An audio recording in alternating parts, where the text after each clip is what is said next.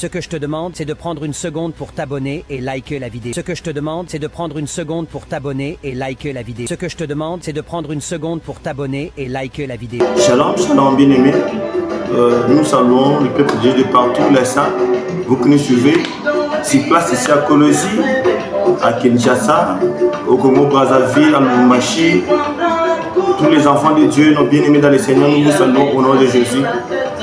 C'est votre bien-aimé frère Blaise Ngolou.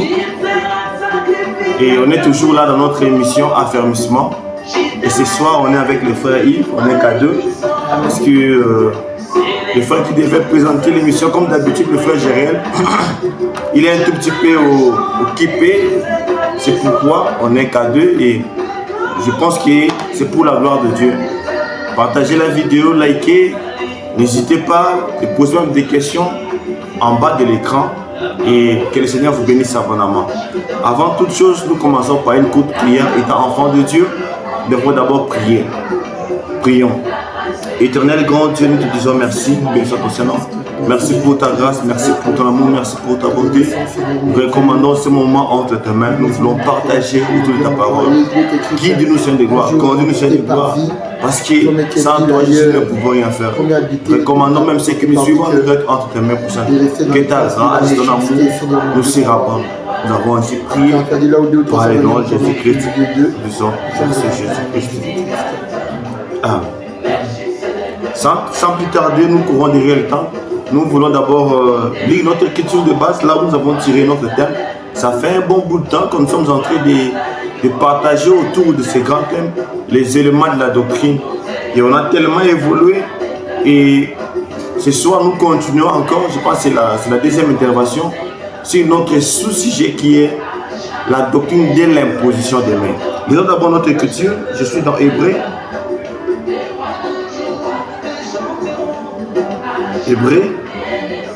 Hébreux 6, le premier verset, nous lisons au nom de Jésus. Amen.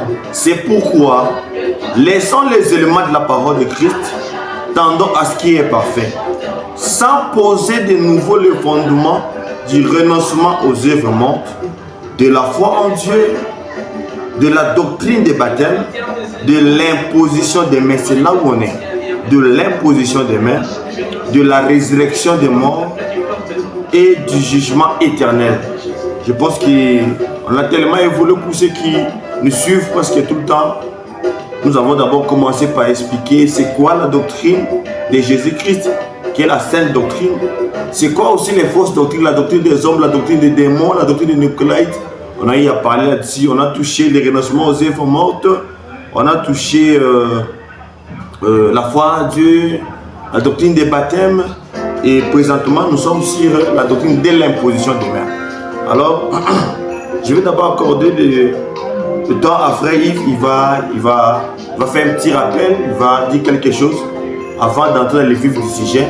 Je pense qu'on ne va pas traîner, même 20 ou 25 minutes seulement. Et je pense que vous serez bénis. Merci beaucoup, béni.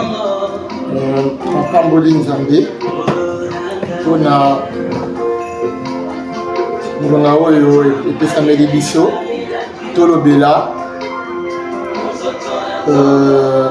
les éléments de la doctrine de Christ, que nous puissions en parler. Selon que Hébreux 5 vers la fin nous dit que nous qui depuis longtemps qui devions être comme des maîtres, nous en sommes encore au lait, à la nourriture élémentaire. Car celui qui est encore au lait n'a pas connu la nourriture solide, est un enfant. Par rapport au jugement, est un enfant. Car la Bible dit, par rapport au péché, soyez des enfants, mais par rapport au jugement, soyez des hommes faits. Et celui qui n'est pas encore arrivé à la nourriture solide est un enfant par rapport au jugement. Il n'est pas encore arrivé à la stature de fils. Et c'est ça, c'est à quoi nous sommes appelés. Et cette stature, c'est la stature de maître. C'est comme ça, Hébreux 6 continue en disant de laisser les éléments de la doctrine de Christ, d'étendre à ce qui est parfait. ce qui est parfait, c'est ce que nous appelons la nourriture solide. Si nous pouvons lire, ici. Or, il dit, Hébreux 5, à partir du verset 11, l'apôtre Paul dit ceci, il dit, nous avons beaucoup à dire là-dessus et des choses difficiles à expliquer parce que vous êtes devenus longs à comprendre. Vous, en effet, qui depuis longtemps devriez être des maîtres, vous avez encore besoin qu'on vous enseigne les premiers rudiments des oracles de Dieu. Vous en êtes venus à avoir besoin de lait et non de nourriture solide. Or, quiconque est au lait n'a pas l'expérience de la parole de justice, car il est un enfant. Mais la nourriture solide est pour les hommes faits, pour ceux dont le jugement est exercé par l'usage à discerner ce qui est bien et ce qui est mal. Et il continue en disant, c'est pourquoi, maintenant, chapitre 6, à partir du verset 1 à 2, c'est pourquoi, laissant les éléments de la parole de Christ, tendant à ce qui est parfait, sans poser de nouveau le fondement du renoncement aux œuvres mortes, de la foi en Dieu, de la doctrine des baptêmes, de l'imposition des mains, de la résurrection des morts et du jugement éternel. C'est ce que nous ferons si Dieu le permet.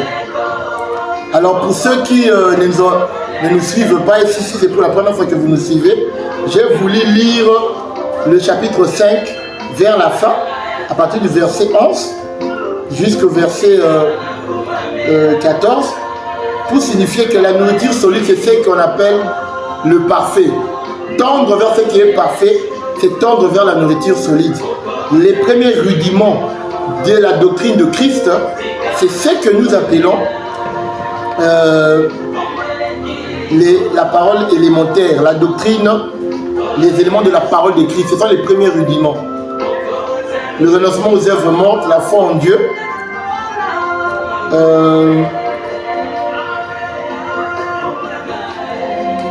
la doctrine des baptêmes, de l'imposition des mains, ce sont les rudiments. Mais comme il y a certaines églises évangéliques qui ne connaissent pas c'est quoi les éléments de la doctrine, ils ne peuvent pas tendre à ce qui est parfait. Ils restent toujours dans les choses élémentaires. C'est comme ça. Parce que l'apôtre Paul, il dit, ceux qui ne connaissent pas la nourriture solide sont des enfants. Par rapport à cette écriture, comme nous sommes dans 1 Corinthiens, l'apôtre Paul parle des enfants charnels et des hommes spirituels. Il parle de l'homme animal, il parle des enfants charnels et il parle de l'homme spirituel. 3 catégories d'hommes. Et celui qui n'a pas connu la nourriture solide, les aliments parfaits, celui-là est un enfant, mais c'est un enfant charnel, ce n'est pas un homme spirituel. Il n'est pas homme animal, mais il est un enfant charnel parce qu'il n'est pas encore exercé au jugement, il ne le peut même pas. Parce que la nourriture solide, lorsqu'on le rencontre, ce sont des jugements très difficiles. C'est là où nous parlons de la prédestination. Ça, c'est la nourriture solide. Ce ne sont pas des choses qu'on donne ça comme ça à un enfant charnel. Parce que lorsqu'on devient charnel, ce genre d'enseignement risque de faire que tu puisses déchirer tes vêtements et tu commences à proférer des imprécations contre le ciel. Parce que la nourriture solide, c'est vraiment la chambre noire, la chambre de secret, qui est le lieu très saint. Alors, l'autre fois, nous étions en train de parler sur la doctrine de l'imposition des mains. Et nous avons introduit, bien que nous avons aussi beaucoup parlé, aujourd'hui, c'est tardivement que nous passons, mais nous croyons qu'un petit récapitulatif sera intéressant pour vous. Nous voyons Paul parler de l'imposition de mains dans la Bible, dans les Écritures et dans l'enseignement des apôtres. Parce que c'est quelque chose d'important de savoir que c'est par l'imposition des mains que la bénédiction passe du ministère de la parole sur les fidèles. C'est par l'imposition des mains que le service prend la forme qui convient. Parce que sans l'imposition des mains, il n'y aura pas de forme. Hein? La matière n'aura pas de forme. Ou l'argile si vous vous en souvenez, homme de Dieu, Ngolou, le potier dans le livre de Jérémie, quand Jérémie descend dans la vallée de Ben-Hinnom, le Seigneur lui dit, descend dans la vallée de Ben-Hinnom, va entrer dans la maison du potier, je te montrerai ce que tu dois voir. Et quand Jérémie descend, il voit le potier en train de donner la forme à l'argile, n'est-ce pas? Oui. Le potier donne la forme à l'argile et il donne la première forme. Cela ne lui convient pas, il va prendre il va faire un deuxième tour. Il va faire un deuxième tour pour donner la forme à l'argile, n'est-ce pas? C'est dans Jérémie 18. L'Éternel, la parole de l'Éternel qui fut adressée à Jérémie la parole qui fut adressée à Jérémie de la part de l'Éternel en ces mots. Lève-toi et descends dans la maison du potier. Là, je te ferai entendre mes paroles. Jérémie, chapitre 18, à partir du verset 1er. Je descendis dans la maison du potier et voici, il travaillait sur un tour. Les vases qu'il faisait ne réussit pas. Comme il arrive à l'argile dans la main du potier, il en refit un autre vase, tel qu'il en trouva bon de le faire. Et la parole de l'Éternel me fait adresser en ces mots. Ne puis-je pas agir envers vous comme ce potier, maison d'Israël, dit l'Éternel. Voici comme l'argile est dans la main du potier, ainsi vous êtes dans ma main, maison d'Israël.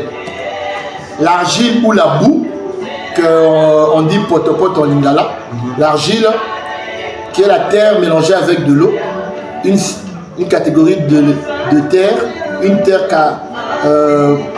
qui est un ingénieur en construction, une certaine terre, même toute terre, c'est de la boue, et l'argile c'est une terre particulière qui permet de prendre une forme. Mais on voit ici, le Seigneur, il se compare au potier.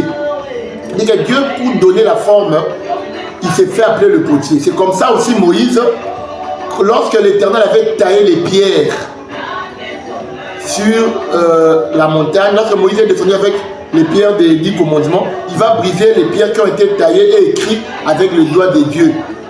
À cause du péché qui est entré dans les camps, il brise ça, il brise les pierres qui avaient pris au-dessus de la montagne, que Dieu avait créé au-dessus de la montagne, au sommet de la montagne, il vient briser ça au pied de la montagne. Ces pierres ont été taillées, avaient reçu une forme.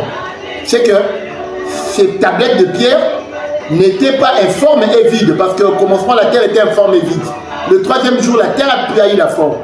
C'est comme ça que nous parlons que l'imposition des mains permet à ce que le service se fasse et que la forme que la parole de Dieu veut donner à l'église puisse transiter par l'imposition des mains. C'est comme ça Moïse, quand il va briser, et l'Éternel va demander à Moïse qu'il puisse faire des tablettes qui est la forme des tables qu'il avait pris à la montagne, qu'il avait brisées. Et Moïse va tailler 2 tablettes comme les premières tablettes que l'Éternel avait taillées. C'est que les deuxièmes tablettes, les secondes tablettes étaient l'image des premières. Et Moïse va monter avec ces tablettes au sommet de la montagne et l'Éternel va encore écrire. C'est qu'on comprend que l'imposition des mains, ça permet à ce que la terre où étaient tirées les tablettes de Moïse puisse prendre la forme, puisse être taillée, puisse être formée, afin qu'elle soit remplie, n'est-ce pas? Et c'est comme ça que les services du ministère, par l'imposition des mains, vient nous donner la forme de la sanctification de la sainteté, et ainsi nous pouvons être remplis de l'Esprit de Dieu et être ajoutés au tabernacle comme étant sauvés. Voilà un peu. En tout cas, merci beaucoup pour ce petit rappel. N'hésitez pas à poser des questions si vous ne comprenez pas, parce que la Bible dit quelque part que celui qui croit connaître quelque chose, il n'a pas encore connu comme il faut connaître. D'où l'intérêt d'écouter d'autres grâces. Alors, moi aussi, je vais parler un tout petit peu, parce que nous sommes en train de parler de la part de Dieu. La dernière fois, j'avais présenté l'imposition des mains comme étant un enseignement doctrinal, parce que la doctrine est présentée dans la Bible comme étant les règles après avoir obéi à la règle de la doctrine. Donc l'imposition des mains, il y a des règles que le Seigneur a établies. Alors, ça perd du temps. J'avais présenté l'imposition des mains dans la parole de Dieu.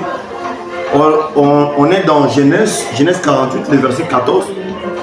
On pratique l'imposition des mains pour la consécration. Même dans Nombre 8, le verset 10, en parlant de Josué, je suis en train de faire des citations seulement. Et ce soir, je vais toucher l'imposition des mains sur des aspects par rapport à la guérison et la bénédiction. Parce que c'est au moyen de la bénédiction, comme le frère a dit, au moyen de l'imposition des mains, du ministère de la parole, des hommes de Dieu, que le Seigneur communique également la bénédiction auprès du peuple. Je sais que la bénédiction de la Bible nous offre plusieurs facettes. On peut bénir au moyen de l'enseignement, on peut bénir au moyen des paroles seulement comme ça. Parce que quand les sorciers les plus anciens a versé la dot pour épouser Rebecca pour son maître Isaac, les papas de la fille avaient béni sa fille. Donc on bénit aussi par des paroles. Mais nous voulons nous contextualiser par rapport à l'imposition des mains. Nous voyons le Seigneur dans Matthieu 19. Dans Matthieu 19, le 13e verset jusqu'au verset 14. Je pense depuis je peux d'abord lire ça. Matthieu 19. Matthieu 19, nous lisons le 13e verset. La Bible dit ceci. Alors on lui amena des petits enfants afin qu'il leur imposa les mains et pria pour eux. Mais les disciples les repoussèrent. Donc, dans les cultes du Seigneur, les petits enfants viennent. J'avais dit ça à l'émission passée, qu'on ne peut pas organiser un culte là, spécialement pour des enfants écodimes, où on leur donne les enseignements propres à leur niveau. Non. Quand le Seigneur a multiplié les pains et les poissons pour que les gens mangent, la Bible dit qu'il y avait des gens, on a donné un nombre, on a dit ça compter les femmes et les enfants. Pour dire que quand le Seigneur enseigne, malgré dans la foule que le Seigneur enseignait, il y avait aussi des petits enfants. Les enfants viennent. Même dans Joël, on dit sonne la trompette, une convocation solennelle. Que l'époux sort de sa maison, que l'époux sort de sa maison, rassemble le peuple, même les nourrissons, même ceux qui sont en mamelle. Pour dire que dans les rassemblements du Seigneur, pour écouter la parole de Dieu, parce que sonner la trompette, c'est annoncer l'évangile. La Bible dit, crie à plein gosier, annonce à mon peuple, sonne la trompette, annonce à mon peuple les iniquités. Donc c'est au moyen de la prédication qu'on rassemble. Donc dans les rassemblements, dans les cultes, les enfants doivent venir. Les enfants doivent être là. On ne peut pas organiser un culte spécialement pour les enfants. Ça, c'est une parenthèse que je ferme par rapport à ce que nous voyons. Nous appelons ça l'écodime. Ça, cette manière de faire les choses, c'est un produit d'importation. Nous n'avons pas vu ça dans la marche des apôtres. Je prends maintenant, je suis dans Matthieu. Mais les disciples les repoussèrent. Et Jésus leur dit, laissez les petits enfants et ne les empêchez pas de venir à moi. Car le royaume des cieux est pour ceux qui leur ressemblent. Il leur imposa les mains et il partit de là. Donc, ici, le Seigneur impose les mains aux petits enfants pour les bénir. Donc, pour dire qu'on peut imposer les mains pour la bénédiction. Et dans cet acte-là, c'est un enseignement. Donc, les hommes de Dieu peuvent imposer les mains pour communiquer aussi la bénédiction, non seulement aux enfants, même lorsqu'elle est mariée, les gens se marient, on peut aussi les imposer les mains pour les bénir. Pas forcément à l'église, même les gens peuvent se marier même à la maison. Si tu n'as pas assez de moyens, tu veux par exemple peut-être aller avec ta femme consommer votre mariage. Peut-être tu as versé la dot le lundi. Tu ne peux pas attendre jusqu'à le dimanche pour qu'on vous présente à l'église, pour que vous puissiez recevoir les bénédictions de l'imposition de maintenant. Même le soir même de la dot, vous appelez les hommes de Dieu, ils peuvent prier pour vous et ils vous bénissent au moyen de l'imposition des mains, au moyen de la prière. Donc, par rapport à ça, nous disons qu'on peut bénir par l'imposition des mains. Vous pouvez également prendre Marc, Marc 10, le 15e verset. Marc 10, nous sommes dans Marc 10, le 15e verset. Je vous dis en vérité, quiconque ne recevra pas le royaume de Dieu comme un petit enfant, il n'y entrera point. Puis, il est pris dans les bras et il est béni en leur imposant les mains. Ici, le Seigneur a pris des petits enfants, il les a bénis en leur imposant les mains. Donc, nous sommes dans la connaissance, dans les contextes. On ne va pas trop dans les interprétations. Ici, la Bible dit clairement que le Seigneur a pris des petits enfants, il les a bénis en leur imposant des mains. Donc, on peut aussi amener des enfants, on prie pour eux, on leur impose des mains, même les fidèles, on peut bénir le peuple de Dieu en leur imposant les mains. Maintenant, ça c'est le premier aspect. Je sais que dans la suite de nos émissions, je vais donner ce que nous croyons aussi par rapport à la bénédiction. Parce qu'aujourd'hui, on peut amener les gens dans l'église pour les bénir. On leur demande de se mettre à genoux. L'homme de Dieu dit, bon, je vais t'imposer les mains pour te bénir. Vous voyez, les fidèles se mettent à genoux et puis on leur impose les mains pour la bénédiction. Alors je pense que dans l'émission prochaine, nous allons en parler dans les détails parce que nous sommes les enfants de la lumière. Le Seigneur nous a révélé sa parole. Nous allons en parler dans les détails pour voir réellement que cette pratique-là par rapport à l'enseignement, est-ce que ça pose problème ou pas. Maintenant, je prends... ce soir, j'ai dit je vais parler de l'imposition des mains dans deux aspects. Il y en a plein, mais je prends les seconds. Par rapport à la guérison, je suis dans Marc. Toujours Marc 6. Marc 6, nous lisons le 4e verset. Marc 6, verset 4. Marc chapitre 6, verset 4. Mais Jésus leur dit, un prophète n'est méprisé que dans sa patrie, parmi ses parents et dans sa maison. Il ne put faire là aucun miracle, si ce n'est qu'il imposa les mains à quelques malades et les guérit. Amen. Donc ici, le Seigneur lui-même, pour guérir les malades, il leur impose les mains. Vous voyez, il leur impose les mains pour que les malades puissent recevoir la guérison. Et ça aussi, c'est une parenthèse que je vais ouvrir. La guérison, le miracle, c'est quelque chose qui est inattendu. Vous voyez, c'est quelque chose que ni le prédicateur ne prévoit ça. Ni celui qui vient pour recevoir l'imposition des mains pour être guéri, il ne prévoit pas ça. Donc c'est quelque chose qui surprend d'abord le prédicateur, soit celui par qui le Seigneur opère ces miracles-là. Le Seigneur a donné à ses serviteurs, quand il les a envoyés en mission, guérissez les malades, vous imposerez les mains aux malades, ils seront guéris. La Bible n'a pas dit que vous allez pousser les malades pour opérer des miracles. Il y a des hommes de Dieu, ce n'est pas la kiné, vous voyez. Les hommes de Dieu qui imposent les mains calmement, vous allez voir les hommes de Dieu en train de secouer quelqu'un. Il impose les mains sur la tête, il commence à orienter la tête vers le bas, il te balance à gauche, à droite, il te fait tourner. Non!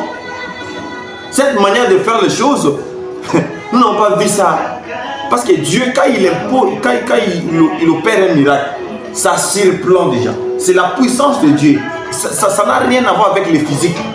Que non, il y a ces hommes de Dieu, tu vois, il impose les mains, quelqu'un est guéri, il demande de faire comme ça, comme si c'était la kiné. Faire des gymnastiques, non. Nous allons voir ça dans la marche des apôtres.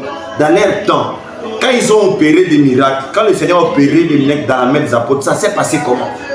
Parce qu'aujourd'hui, on est en train de transformer les églises comme des kinés. Vous voyez, quelqu'un qui ne marchait pas, si vous pouvez faire comme ça, avance la main, tout ça, des gymnastiques en plein culte. Toutes ces pratiques-là, moi je pense que la lumière des Écritures, ça n'a pas vraiment sa place. Et puis ici, pour guérir les malades, le Seigneur a imposé la main. Je sais que ici on ne donne pas la précision par rapport à la position, soit les gens étaient à genoux, soit les gens étaient debout. Et je pense que cet aspect-là, je ne veux pas épingler ça aujourd'hui. Mais je prévois déjà d'en parler dans les prochaines émissions pour voir si réellement, est-ce que pour que quelqu'un qui est malade, faut-il se mettre à genoux pour qu'on impose les mains pour la bénédiction, même pour bénir les mariés. Faut-il qu'on impose les mains? Parfois la consécration pour appeler quelqu'un au ministère, pour l'imposer les mains. La consécration dans l'ombre et dans la marche des apôtres. Est-ce que cela se fait vraiment dans cette position-là? Je pense que dans les prochaines séances, nous allons y revenir. Je prends la dernière écriture pour prendre le témoignage des apôtres dans Actes, comme ça, vous m'accordez pardon, j'ai fini par là. Je suis dans Acte, je pense Acte 3. Pour prendre le témoignage des apôtres. Quelqu'un peut dire que non, Marc, c'est toujours l'ombre, tout ça.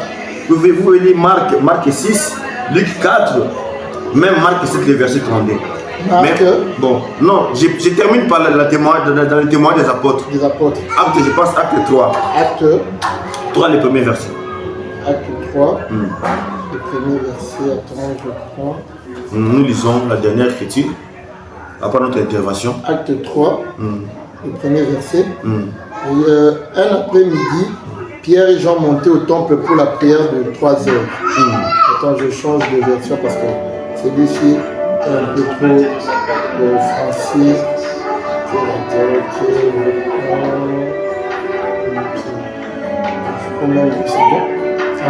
Il dit, Pierre et Jean montaient ensemble au temple à l'heure de la prière.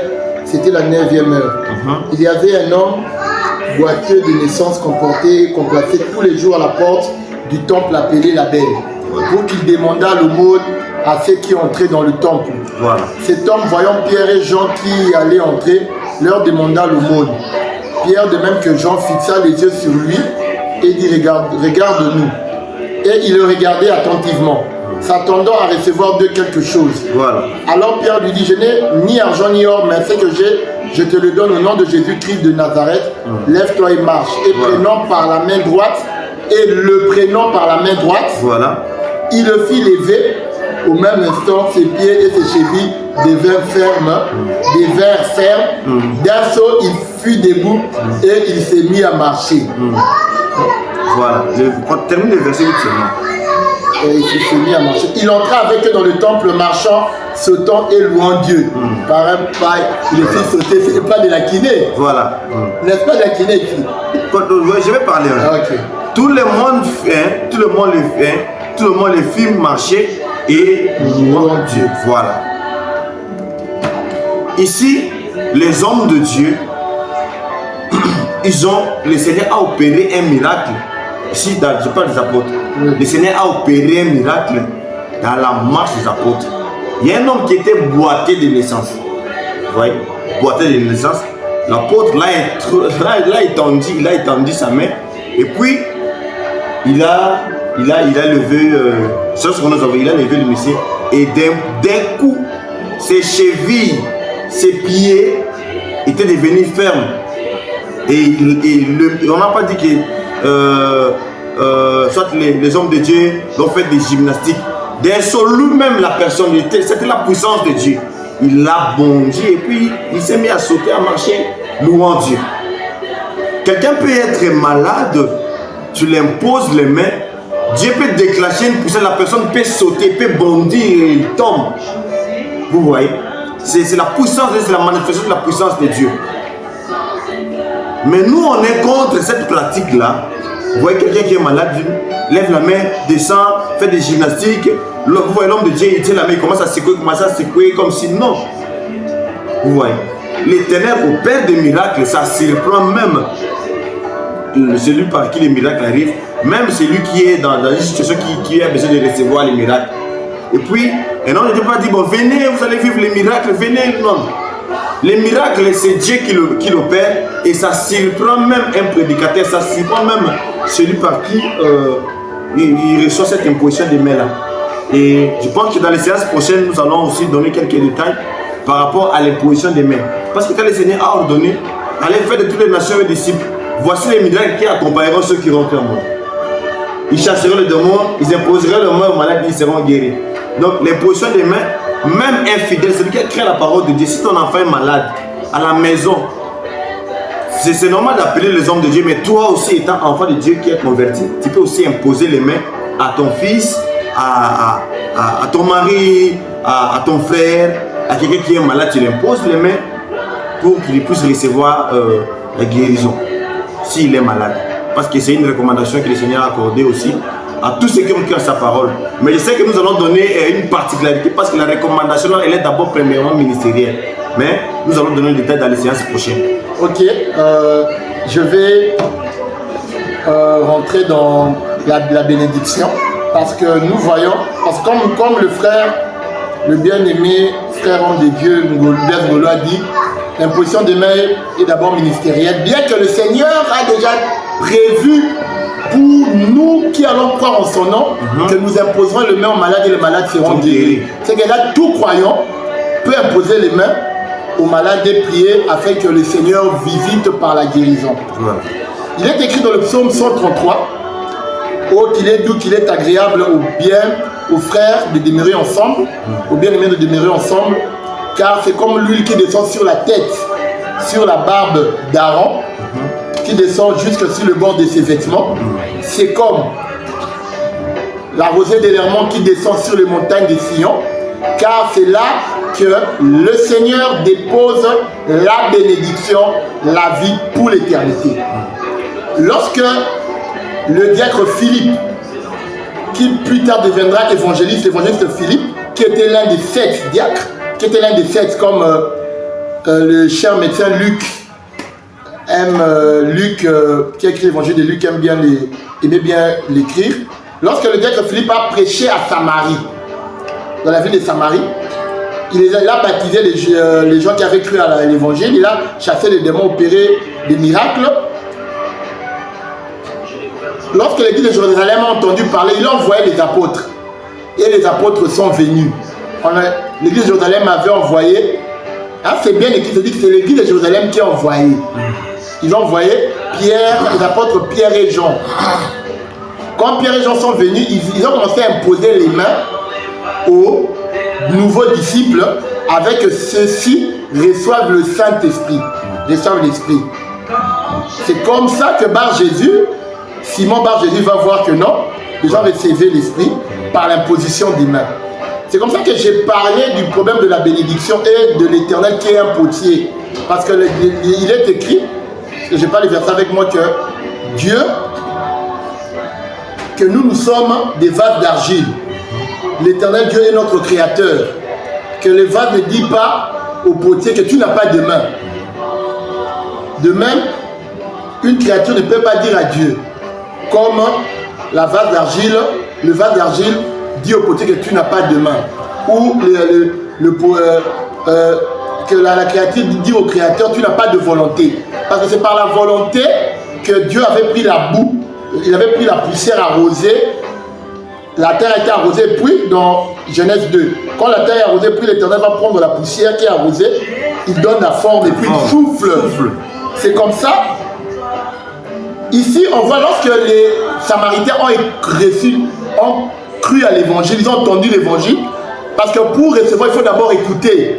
D'après Romains 10, à partir du verset 14, quiconque invoquera le nom du Seigneur sera sauvé, mais comment invoqueront-ils celui en qui ils n'ont pas cru?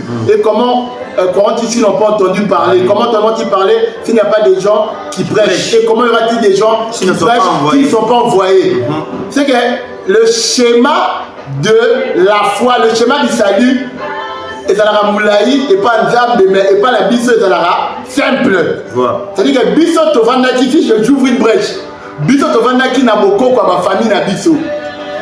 Oh Nzamba Pungudi, oh Nzambe ya Mutombo, oh Nzambe ya Bafundi, Batotem, Bagépar, Bankoi, tovandaki dans les dieux étrangers de nos familles. Nous, on ne savait pas que Dieu allait envoyer ses serviteurs. Nous, on était dans les ténèbres. C'est comme Abraham, quand on lit Josué 24.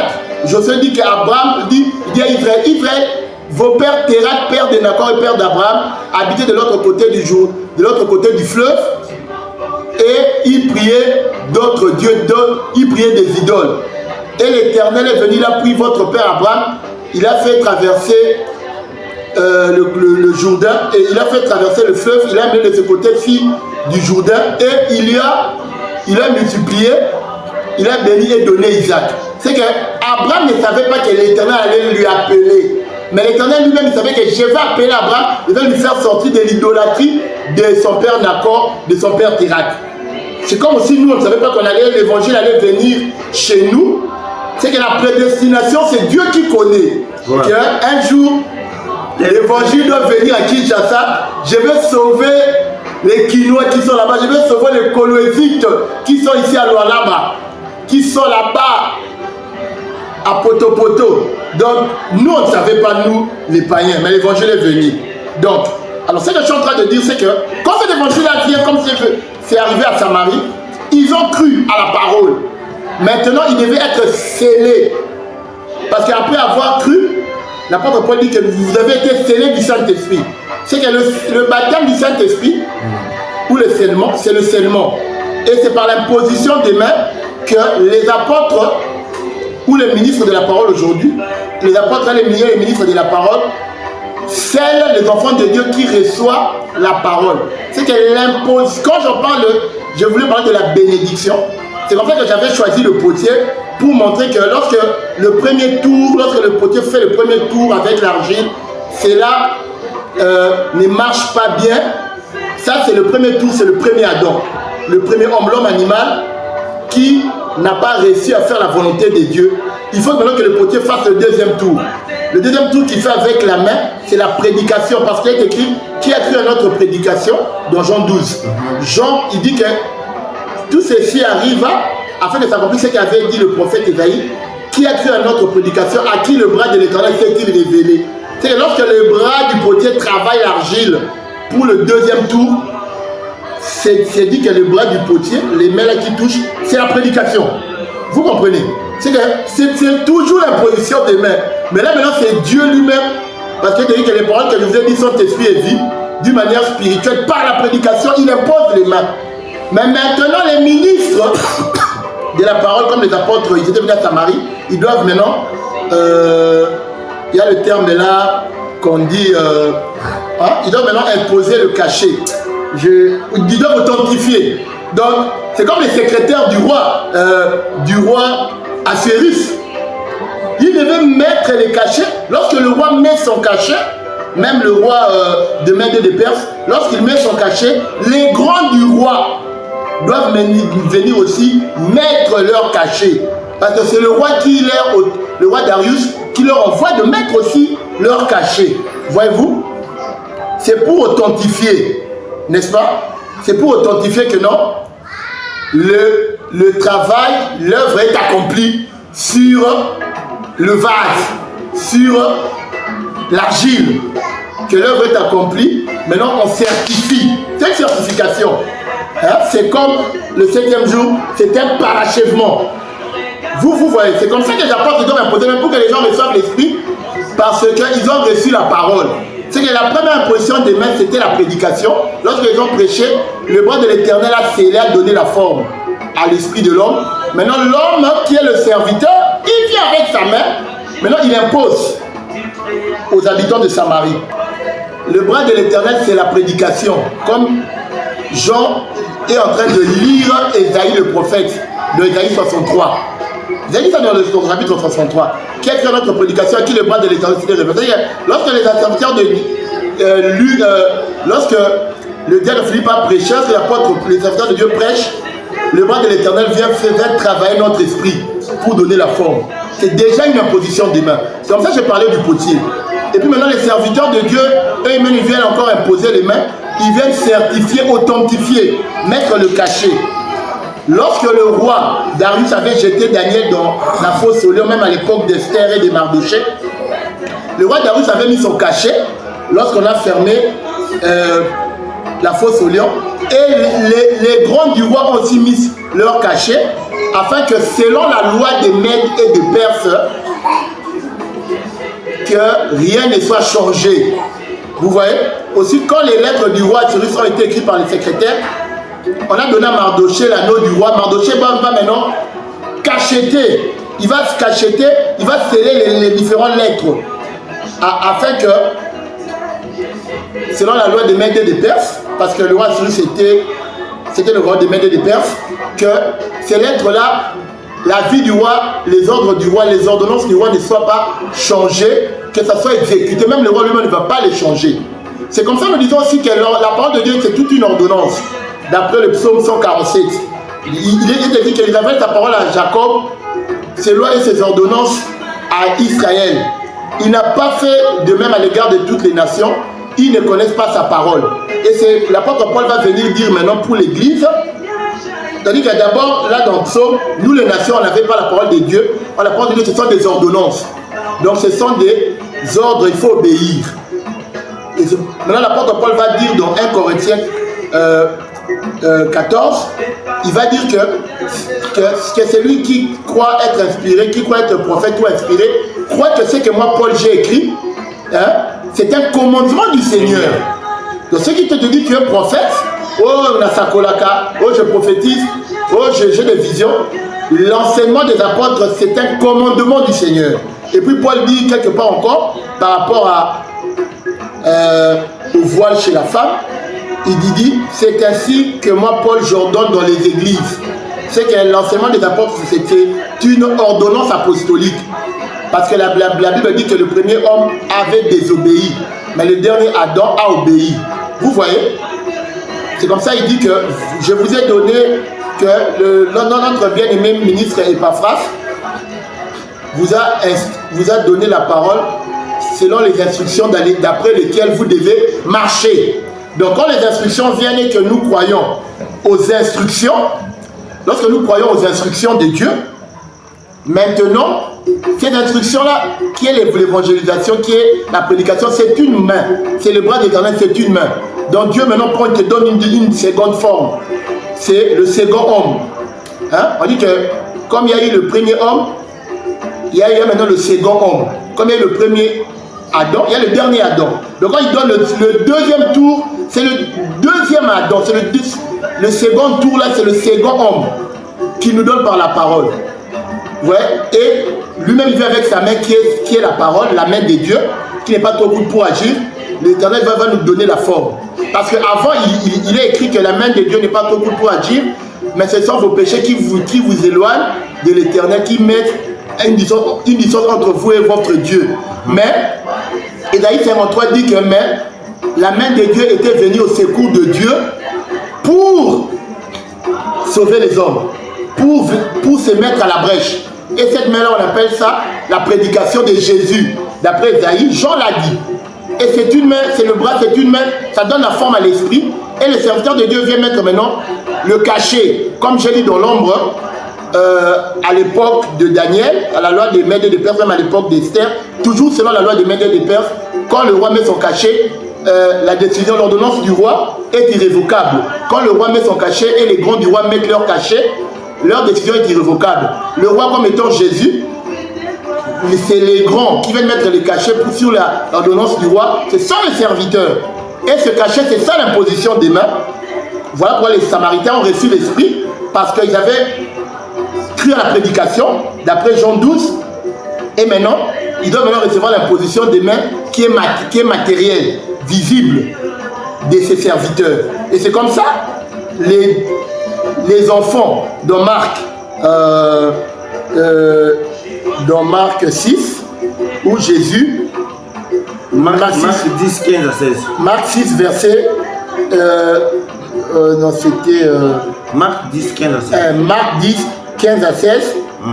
Jésus prit les enfants dans ses bras et les bénit en leur imposant les mains. C'est que la bénédiction dont il s'agit ici, d'après le psaume 133, hein, c'est l'esprit. C'est ça d'abord la bénédiction. Parce que Ésaïe, Ésaü et Jacob, tous deux étaient enrichis d'avec des grands biens, n'est-ce pas? Mais c'est Jacob qui avait reçu la bénédiction d'Isaac. N'est-ce pas que c'est un oui, amen?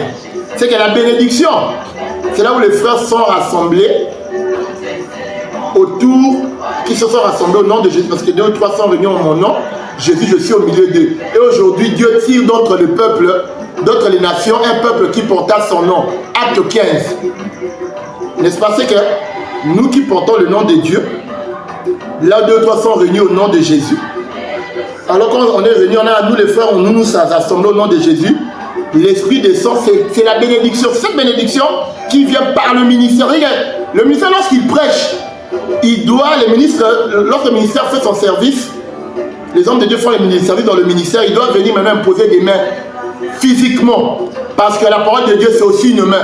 c'est la main de Dieu qui vient nous secourir. Hein? Lorsqu'on était séparés de Dieu à cause du péché, mais elle est quand même venue. Cette main-là, hein? Vous voyez, elle est quand même venue par la prédication. Maintenant, les serviteurs de Dieu doivent venir maintenant authentifier, certifier eux qui ont été mandatés, qui ont reçu le mandat. Parce que ce sont des ambassadeurs, d'après 2 Corinthiens 5, ce sont des ambassadeurs de Christ. Ils doivent, comme ils ont des lettres de créance, ils imposent les mains et cette bénédiction de l'esprit entre dans chaque service, n'est-ce pas? Ça va. Parce que, voilà. En tout cas, merci beaucoup pour ton intervention, les bien-aimés. Donc, je pense qu'on peut s'arrêter là. Et je pense que le dimanche prochain, parce que les samedis, on est tellement occupés, on n'arrive pas à passer l'émission les samedis. Suivez-nous encore le dimanche prochain, nous allons continuer. Nous allons également épingler cet aspect-là, l'imposition des mains, pour recevoir les dons du Saint-Esprit. Parce qu'après avoir passé par l'eau du baptême, il faut qu'il y ait l'imposition des mains. Pas des disciples, mais d'un homme de Dieu, d'un ministre mandaté véritablement. Et la personne va recevoir le Saint-Esprit. En quelques minutes, nous disons que l'imposition des mains, c'est une règle, c'est un enseignement qui est aussi doctrinal. Quand même, on peut aussi montrer dans les révélations, les prophéties, mais n'empêche que nous pouvons en tirer un enseignement doctrinal là-dessus. Parce que le miracle, la guérison, c'est quelque chose qui est inattendu. C'est dans la providence de Dieu. Ça vient de Dieu, personne ne peut s'attendre à cela. Donc, ceux qui font des pratiques avec des exagérations, des pratiques païennes, vous allez voir un homme de Dieu qui en tu es venu pour qu'on puisse te bénir, soit prier pour toi. On commence à te tourner, tu veux savoir des vertus et puis tu tombes. Quand un homme de Dieu, tu voulais te poser les mains, tu vois qu'il est en train de secouer ta tête vers le bas, gauche, droite. Tu es libre, tu dois lui dire non, impose seulement les mains, tu payes, toutefois lui dire d'enlever sa main comme ça, et puis tu rentres, tu vas t'asseoir. Comme ça va l'apprendre de ne pas trop balancer les gens à l'église. Les gens pensent que quand les gens tombent, quand tu pousses les gens, ils sont tombés, c'est alors que ça prouve que tu as la puissance. Non, le miracle, c'est quelque chose qui est inattendu, qui est dans la providence de Dieu. Dans les Écritures, même dans Exode 4 ici, le Seigneur est en train de dire à Moïse, le 11e verset, l'Éternel lui dit, qui a fait la bouche de l'homme et qui rend muet ou sourd, voyant ou aveugle? N'est-ce pas moi l'Éternel? C'est comme ça, cet homme-là est aveugle né. On a posé une question, est-ce que c'est à cause du péché de ses parents que cet homme-là est aveugle? Le Seigneur a dit non, ce n'est pas parce que cet homme avait péché, mais c'est tout simplement pour que le Seigneur puisse manifester sa puissance. Donc quand il y a des miracles au milieu de nous, ça atteste aussi que le Seigneur est avec nous. Donc, ce sont des choses que le Seigneur lui-même l'a prévues et il le fait indépendamment de notre volonté. Alors, je pense que suivez-nous le dimanche prochain, nous allons continuer. Nous allons parler de l'imposition des mains dans plusieurs aspects. Et aussi, moi personnellement, je vais épingler cet aspect-là par rapport à la position. Parce que si réellement nous avons un seul évangile, nous avons le même esprit, nous devions avoir un même enseignement. Et les points qui nous divisent dans la marche, nous devons parvenir à l'unité de la foi parce que ça fait partie des promesses de Dieu. Ce n'est pas normal, tu vois les consécrations ailleurs, on fait la consécration debout. Et ailleurs, on fait aussi la consécration avec la position à genoux. On bénit les mariés dans notre église, on bénit les mariés étant debout, mais dans notre église, on bénit les mariés étant à genoux. Pendant la fête de l'année, dans les bénédictions, dans les cérémonies dans l'église, vous voyez un homme de Dieu en train d'imposer les mains sur le peuple, ils sont à genoux. Dans d'autres églises, on bénit les peuples tout en étant debout. Alors nous aussi, on va... le but de cette émission, c'est de pouvoir tirer au clair par rapport à certains points. Et je pense que le dimanche prochain, nous allons en parler à la lumière des Écritures. Que le Seigneur vous bénisse abondamment. Les frères, je vous accorde une minute pour dire quelque chose. Comme le frère a vraiment épinglé que c'est doctrinal, quand j'ai touché le problème du cachet du roi, quand il mettait le sceau sur la lettre pour que sa volonté ne puisse pas être changée, ou les grands du roi qui accompagnaient le roi met son sceau et aussi mettre le sceau, pour dire que c'est doctrinal. C'est-à-dire que quand le roi fait quelque chose, ses serviteurs viennent approuver que c'est comme ça. Donc c'est doctrinal, c'est quelque chose qui est visible Donc l'imposition des mains, c'est quelque chose qui est doctrinal parce que 1 Corinthiens 14:6 dit qu'il y a 4 parlers de l'évangile. Parler par révélation, parler par connaissance, parler par doctrine, par prophétie ou parler par doctrine.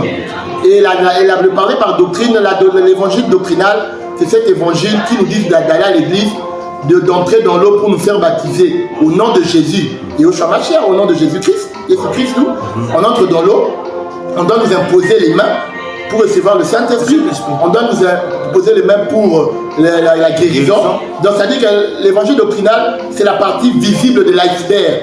Donc c'est que tu montres au monde par rapport à la foi. Hein? Donc, et que tu dois épouser qu'une seule femme. On n'épouse qu'une seule femme parce qu'au commencement Dieu crée l'homme et la femme, donc un seul homme pour une seule femme, pas de polygamie. C'est ça, c'est cette partie-là de l'évangile doctrinal, voyez-vous. Et je suis sûr que pour les autres préoccupations que l'homme de Dieu, Blaise Ngolou, a sur la manière de recevoir l'imposition des mains, nous voyons que parfois, quand on lit, parfois ce n'est pas identifié s'ils se sont mis à genoux ou ils étaient debout. Mais nous savons, nous en parlerons plus tard, parce que nous avons aussi des écritures qui disent que c'est le supérieur, c'est l'inférieur qui est béni par les supérieurs. Et celui qui est d'abord supérieur par rapport à Hébreux 7, c'est le Seigneur, c'était Melchisedec qui bénissait Abraham. Donc, et comme l'homme est la poussière, qui restaure la bénédiction, nous en parlerons dans notre prochaine rencontre. Que le Seigneur vous bénisse, vous qui avez suivi cette émission et qui vous visite par rapport à la parole de vérité, parce que il y a ce que les apôtres disent, c'est une parole digne et certaine d'être reçue. Que le Seigneur nous visite tous dans nos maisons, au nom de Jésus-Christ. Amen. Amen. Merci beaucoup, bien-aimé. Je pense qu'on se verra le dimanche prochain pour continuer. Okay, Ce que je te demande, c'est de prendre une seconde pour t'abonner et liker la vidéo. Ce que je te demande, c'est de prendre une seconde pour t'abonner et liker la vidéo.